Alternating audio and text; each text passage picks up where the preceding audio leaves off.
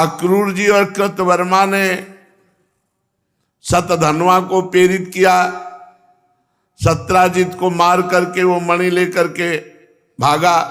अक्रूर जी ने कहा मणि तुम हमें दे दो। भगवान श्री कृष्णचंद्र जी बलराम जी ने उनका पीछा किया।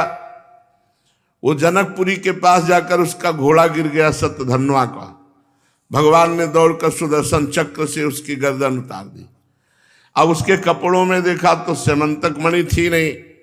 बलराम जी से कहा हमने शतधन्वा को तो मार डाला लेकिन इसके पास मणि नहीं।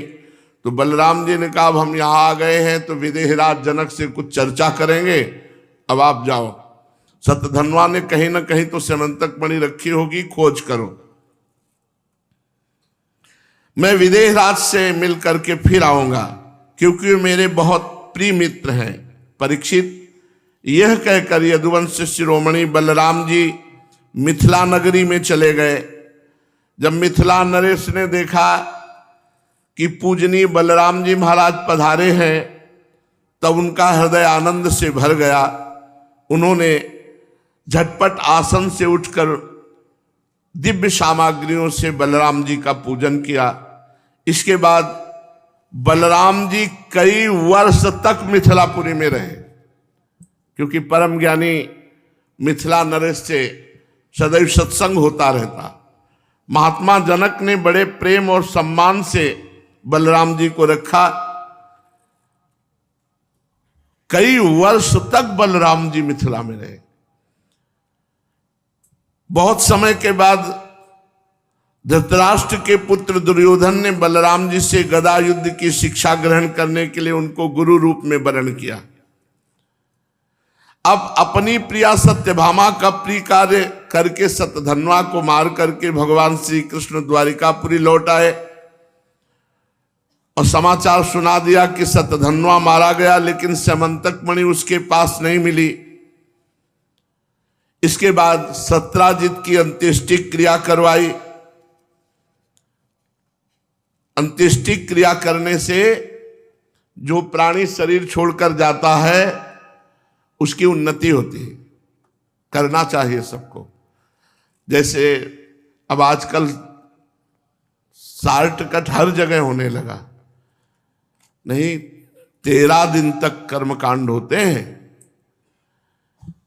मुंडन करा करके एक आदमी पवित्र रहता है 13 दिन परिवार का, और वो सब रोज पिंडदान और आराधना आदि करता रहता। गरुड़ पुराण होते थे, अब तो सब चटपट एकदम।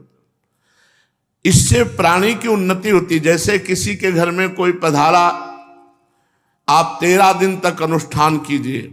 गरुड़ पुराण हो रही है, भगवान नाम कीर्तन हो रहे हैं और ब्राह्मण भोज हो रहा है, और ये सब उस जीवात्मा को तो मृतक में जो मृतक प्राणी हो गया उसके उपलक्ष्य में जो करवाया जा रहा है, तो 13 दिन तक वो सब उसको पुण्य प्राप्त होते हैं और वो उन्नति को प्राप्त होता है। इसीलिए चाहा जाता है कि हमारे परिवार में कोई एक वंश चलाने वाला हो।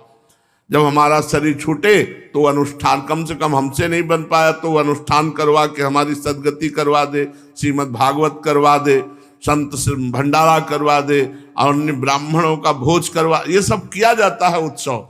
भगवान ने वो सब किया। अक्रूर और कृतवर्मा ने शतधन्वा को सत्राजित के वध के लिए उत्तेजित किया था।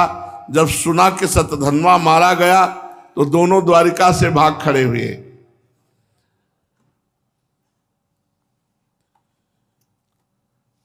बड़ा विचित्र खेल है। अक्रूर जी महाराज इतने बड़े भगत स्यमंतक मणि लेके भाग खड़े हुए।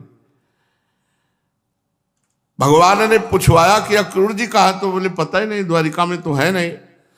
गुप्त दूत लगाए गए तो पता चला काशी में यज्ञ बड़ी बड़ी कर रहे हैं, यज्ञ भोक्ता भगवान को छोड़कर। अक्रूर जी को बुलवाया, भगवान ने खूब स्वागत सत्कार किया और मीठी मीठी प्रेम की बातें की, और मुस्कुराते हुए अक्रूर जी से कहा, चाचा जी इस समय बहुत दान धर्म कर रहे हो, हमें मालूम है कि स्यमंतक मणि आपके पास है, 8 भार सोना रोज देती थी। आप जानते हैं कि सत्राजित के कोई पुत्र नहीं, सत्यभामा नाम की उनकी लड़की हमें ब्याही गई है, तो उनका तिलांजलि दान सत्यभामा के पुत्र ही करेंगे, इसलिए वही उत्तराधिकारी होते हैं। तो समंतक मणि आप दिखा दीजिए, सत्यभामा को दे दीजिए। समंतक मणि तो सत्यभामा उनके पुत्रों को मिलनी चाहिए, पर मैं वही आपके पास ही रखूंगा, आप दिखा दो कि आपके पास है। चाचा जी आप बड़े व्रतनिष्ठ हैं, पवित्र आत्मा है, आप ही मणि रखना, पर आप दिखा तो दो। कितना कहना पड़ रहा है भगवान को। हमारे सामने एक समस्या आ गई है। सत्यभामा और बलराम जी को संशय है कि सत्यधर्मा मारा गया, मणि उसी के पास थी, तो हमें लगता है वो हम पर संशय कर रहे हैं, इसलिए मेरी बात का पूरा विश्वास वो नहीं कर रहे। बड़ी संपत्ति में बड़ी समस्या होती है, इसलिए महाभाग्यवान अक्रूर जी आप वो मणि दिखाकर हमारे इष्ट मित्र बलराम जी, सत्यभामा और जाम्बवती का संदेह दूर कर दीजिए, उनके हृदय में शांति हो जाएगी। मणि के प्रताप से लगातार बड़ी बड़ी यज्ञ कर रहे हैं, मुझे पता है आप, जिनमें सोने की वेदियां बनती, खूब सोने का दान होता है। कहां से आता है सोना? जब बहुत कहा भगवान ने, तो अक्रूर जी ने वस्त्र में लपेटी हुई जेब में रखे थे, निकाल करके सूर्य के समान तेजस्वी मणि प्रकाशित हो गई भगवान श्री कृष्ण को। भगवान श्री कृष्ण ने बुलाया सत्यभामा को, जाम्बवती को, और बुला करके सबको दिखाया कि ये मणि देखो अक्रूर जी के पास थी। फिर कहा अक्रूर जी से कि आप मणि रख लो। ये जो समंतक मणि का प्रसंग सुनेगा, श्री कृष्ण भगवान के पराक्रम से परिपूर्ण आख्यान सुनेगा, उसको जीवन में कभी कलंक नहीं लगेगा, और उसके जो भी पाप और अपराध हैं वो सब नष्ट हो जाएंगे। जो पढ़ेगा, जो सुनेगा, जो स्मरण करेगा, उस समस्त पापों से छूटकर परम शांति को, भगवान की भक्ति को प्राप्त करेगा। परीक्षित, अब पांडवों का पता चल गया था कि वे लाक्षा भवन में जले नहीं, तो एक बार भगवान श्री कृष्ण उनसे मिलने के लिए इंद्रप्रस्थ पधारे। भगवान के साथ सात्विकी आदि बहुत से यदुवंशी भी थे।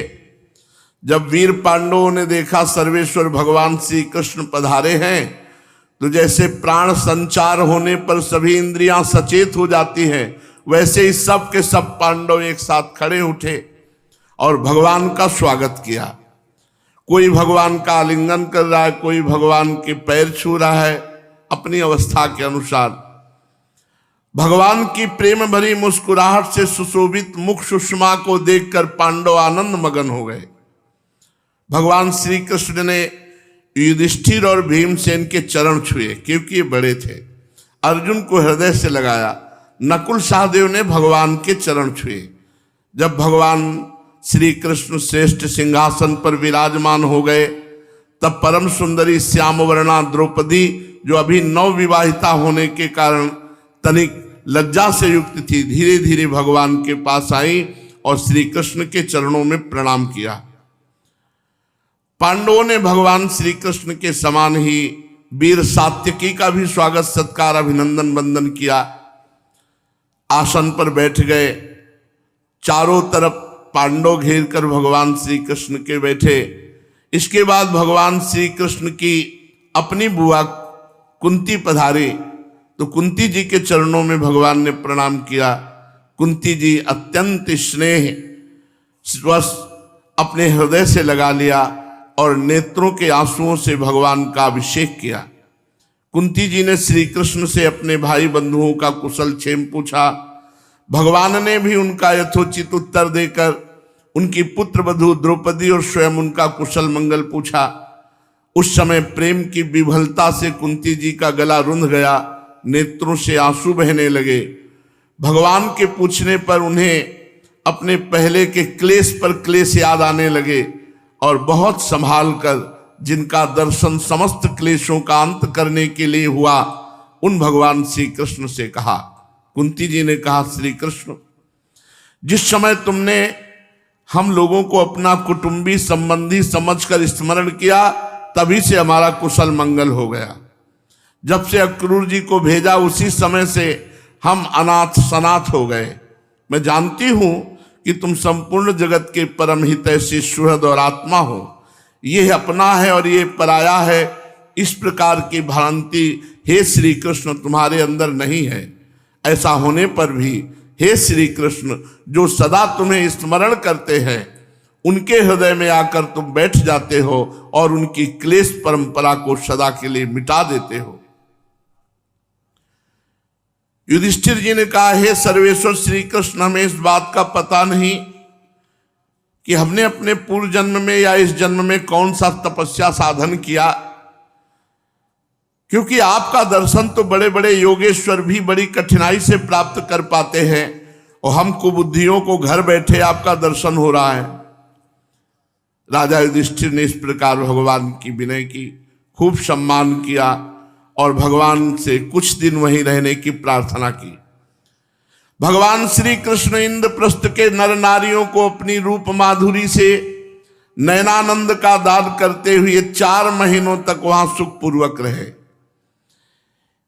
जब रह रहे थे तो उन्हीं दिनों में एक बार वीर शिरोमणि अर्जुन ने गांडीव धनुष और अक्षय बाण वाले 2 तरकस लिए और भगवान श्री कृष्ण के साथ कवच पहन करके रथ पर सवार हुए, जिस पर कपिध्वज वानर चिन्ह की ध्वजा लगी हुई है। विपक्षी वीरों का नाश करने वाले अर्जुन गहन वन में शिकार खेलने के लिए गए, जो बहुत ही हिंसक सिंह बाघ आदि भयंकर जानवरों से भरा हुआ था। उनमें से यज्ञ के योग्य जो पशु थे, उनको उन्होंने शिकार किए। अब वो प्यास लगने पर यमुना जी के किनारे गए और भगवान श्री कृष्ण अर्जुन दोनों यमुना जी में हाथ प्रक्षालन करके निर्मल जल पिया, और जब जल पीकर खड़े होकर वापस हुए तो देखा एक दूर में तपस्या कर रही थी एक कन्या। इतनी श्रेष्ठ सुंदरी थी वो कि मुख देखते ही भगवान श्री कृष्ण लुभायमान हो गए। अपने प्रिय मित्र श्री कृष्ण के भेजने पर अर्जुन ने जाकर पूछा, सुंदरी तुम कौन हो? यमुना के पावन तट पर किसके लिए तपस्या कर रहे हो? क्या चाहती हो? किसकी पुत्री हो? मैं ऐसा समझता हूं तुम्हारी तपस्या का उद्देश्य योग्य पति ही होगा। हे कल्याणी, तुम अपना सारा परिचय दो। तो उस कन्या ने कहा, मैं भगवान सूर्यदेव की पुत्री हूं। मैं सर्वश्रेष्ठ वरदानी भगवान श्री कृष्ण को पति के रूप में प्राप्त करना चाहती हूं, इसीलिए यहां कठोर तपस्या कर रही हूं। वीर अर्जुन, मैं लक्ष्मी के परम आश्रय भगवान को छोड़कर और किसी को अपना पति नहीं बना सकती। अनाथों के एकमात्र सहारे प्रेम वितरण करने वाले भगवान श्री कृष्ण मुझ पर प्रसन्न हो। मेरा नाम कालिंदी है, यमुना में मैं निवास करती हूं। भगवान का दर्शन होगा इसलिए मैं यहां तपस्या कर रही हूं। अर्जुन ने जाकर भगवान श्री कृष्ण से सारी बातें कही। वो तो पहले से ही सब कुछ जानते थे। अब उन्होंने कालिंदी जी को कहा कि तुम्हारी तपस्या पूर्ण हुई, आओ हमारे साथ रथ में बैठो, और फिर धर्मराज युधिष्ठिर के पास ले आए। इसके बाद पांडवों की प्रार्थना से और यमुना जी ये चतुर्थ पत्रानी हुई। सबसे पहले श्री रुक्मिणी जी, फिर जाम्बवती जी, फिर सत्यभामा जी, फिर कालिंदी जी, 4 भगवान की पटरानियां भी हुई। अब भगवान श्री कृष्ण पांडवों के रहने के लिए एक अत्यंत अद्भुत और विचित्र नगर विश्वकर्मा के द्वारा बनवा दिया। भगवान इस बार पांडवों को आनंद देने और उनका हित करने के लिए बहुत दिनों तक रहे। इसी बीच अग्निदेव को खांडववन दिलाने के लिए अर्जुन के सारथी भी बने। खांडववन का भोजन मिल जाने से अग्निदेव भगवान बहुत प्रसन्न हुए। उन्होंने अर्जुन को गांडीव धनुष, 4 श्वेत घोड़े, 1 रथ, 2 अटूट बाणों वाला तरकस और एक ऐसा कवच दिया जिसे कोई अस्त्र शस्त्रधारी भेद न सके। खांडोदाह के समय अर्जुन ने मैदानों को जलने से बचा लिया था, इसलिए उसने अर्जुन से मित्रता कर ली और एक ऐसी सभा बनाई जो बड़ी अद्भुत थी। जहां जल भरा था वहां लग रहा था भूमि है, और जहां भूमि जैसा लग रहा था वहां जल भरा था। जब दुर्योधन इस सभा को देखने के लिए आया तो जहां भूमि जैसा दिखाई दे रहा था वहां जल है, और जहां जल जैसा दिखाई दे रहा वो भूमि है। तो दुर्योधन को लगा जल है, तो अपनी धोती समेटने लगा, तो सब हंस दिए। तो आगे पैर रखा तो भूमि, और वो जल जैसा दिखाई दे रहा था, और आगे भूमि जैसा दिखाई दे रहा था। धोती छोड़ी तो जल में वो गिर पड़ा। सब उपहास किए। जल में स्थल और स्थल में जल का भ्रम हो गया, और इसी हंसी का कुप्रभाव पड़ा। युधिष्ठिर महाराज ने कहा ये बहुत बुरा हुआ, ये बहुत अभिमानी दुर्योधन, इसका उपहास कर दिया गया, अभी अनिष्ट करेगा, अमंगल करेगा। कुछ दिनों के बाद भगवान वहां कुछ दिन तक रहे, फिर अर्जुन आदि से अनुमति लेकर सात्यकी के साथ द्वारिका लौट आए, और वहां आकर ठीक नक्षत्र ग्रह और ज्योतिष के अनुसार कालिंदी जी से विवाह किया, पाणी ग्रहण किया। उनके स्वजन संबंधियों को परम मंगल और परमानंद की प्राप्ति हुई। अब पांचवी पटरानी। उज्जैन देश के राजा थे विंद और अनुविंद। वे दुर्योधन के वशवर्ती, दुर्योधन के मित्र और अनुयायी थे। उनकी बहन का नाम था मित्रविंदा। ये पांचवी भगवान की अष्टपट रानियों में है मित्रविंदा जी।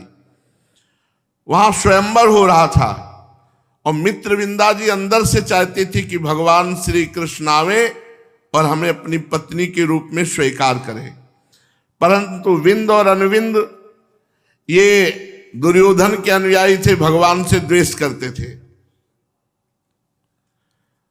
भगवान श्री कृष्ण राजाओं की भरी सभा में गए और बलपूर्वक मित्रविंदा को स्वीकार कर लिया। सारे राजा अपना मुंह देखते रह गए। मित्रविंदा जी भगवान की पांचवी पटरानी हुई। छठवीं, कौशल देश के राजा थे नग्नजित। वे अत्यंत धार्मिक थे।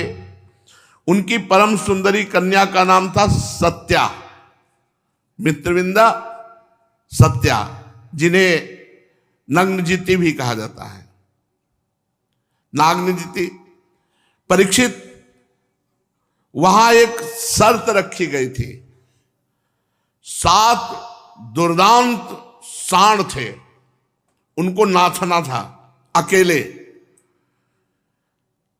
जो नाथ लेगा 7 दुर्दांत सांडों को, बैलों को, उन्हीं के साथ नागनिजिति सत्या का विवाह होगा। बड़े बड़े राजकुमार बलवान आए, हाथ पैर तोड़वा के चले गए। बड़ी तीखी सींगें, और वो ऐसे बलवान थे कि 7 एक साथ, एक बैल गंध नहीं सह सकता था किसी मनुष्य की। जो ही नजदीक आवे तो मार के गिरा दे। कितने वीरों की दुर्दशा करके भेज दिया गया था। आए थे ब्याह करने में, लेकिन दुर्दशा होके लद के चले जाते थे। जब भगवान श्री कृष्ण के पास ये सूचना पहुंची तो भगवान सत्या को प्राप्त करने के लिए एक छोटी सी सेना ली और कौशलपुरी अयोध्या पहुंचे। कौशल नरेश महाराज नग्नजित ने बड़ी प्रसन्नता से भगवान की अगवानी की, आसन पूजन आदि बड़ा अभिनंदन किया।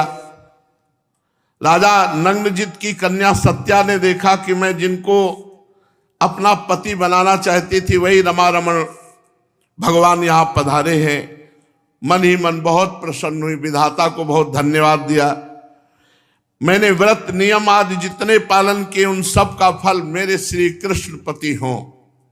देखो पहले से साधना कर रहे, जो साधना कर रहे भगवान वहां, यमुना जी भी साधना कर रही थी।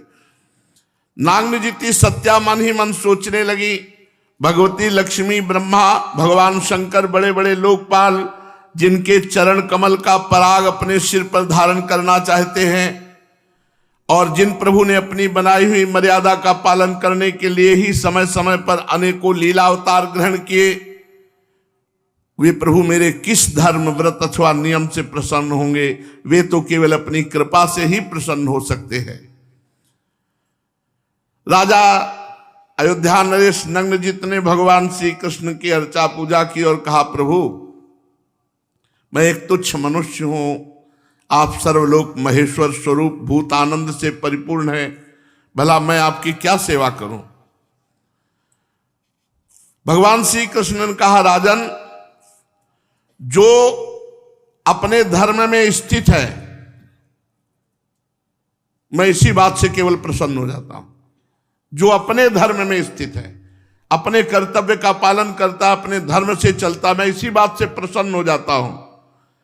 धर्मज्ञ विद्वानों ने उसके कर्म की निंदा की है जो अपने धर्म का त्याग कर देता है। मैं सौहार्द प्रेम के लिए आपसे आपकी कन्या का हाथ चाहता हूं, बोलो क्या करूं इसके लिए? देखो, सत्याजित तपस्या भजन व्रत नियम करने भगवान के लिए तो भगवान स्वयं मांग रहे हैं। राजा नग्नजित ने कहा, प्रभु आप समस्त गुणों के धाम एकमात्र आश्रय हैं, आपके वक्षास्थल पर भगवती लक्ष्मी जी निवास करती हैं, भला आपसे बढ़कर हमारी कन्या के लिए अभीष्ट वर कौन हो सकता है? परंतु मेरा एक प्रण है, कन्या के लिए कौन सा वर उपयुक्त है इसका परीक्षण करने के लिए 7 बैल हैं जो आज तक किसी ने बस में नहीं किया, आपको नाथना होगा। नाथ कर उनको, बड़े बड़े राजकुमार बलवान आए, उनके अंगों को खंडित करके उनका उत्साह तोड़कर यहां से वापस जाना पड़ा।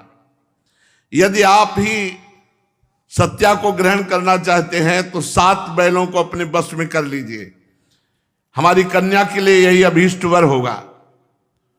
भगवान श्री कृष्ण ने नग्नजित की ऐसी बात सुनी, पीतांबर से फेंट कसी और वहां गए, और ये कोई जान नहीं पाया, 7 रूप धारण किए और एक क्षण में एक एक बैल को नाच करके अपने बस में, और 7 को एक रूप में अलग अलग रूप में नाच दिया, और फिर सबकी डोरी हाथ में लेकर एक रूप में खड़े हो गए। खेल खेल में 7 रूप धारण करके बैलों का घमंड चूर्ण कर दिया, और रस्सी में बांध करके ऐसे उनको घसीटा जैसे नन्हा सा बालक काठ के खिलौनों को घसीटता है। नग्नजित को बड़ा विस्मय हुआ कि आज तक कोई ऐसा नहीं कर सका। प्रसन्न होकर उन्होंने श्री कृष्ण को अपनी कन्या का दान कर दिया। सर्वशक्तिमान भगवान श्री कृष्ण ने सत्या को विधि पूर्वक पाणी ग्रहण किया। रानियों ने देखा कि हमारी कन्या को उसके अत्यंत प्यारे भगवान श्री कृष्ण ही पति के रूप में प्राप्त हो गए। उन्हें बड़ा आनंद हुआ। चारों ओर बड़ा भारी उत्सव मनाया जाने लगा, शंख ढोल नगारे बजने लगे, सब ओर गाना बजाना होने लगा, ब्राह्मण आशीर्वाद देने लगे, सुंदर वस्त्र पुष्पों के हार और गहनों से सज धज कर नगर के नर नारी आनंद मनाने लगे। राजा नग्नजित ने 10,000 गौवें, 3,000 नवयुवती दासियां और बहुत से हार आभूषण दहेज में दिए।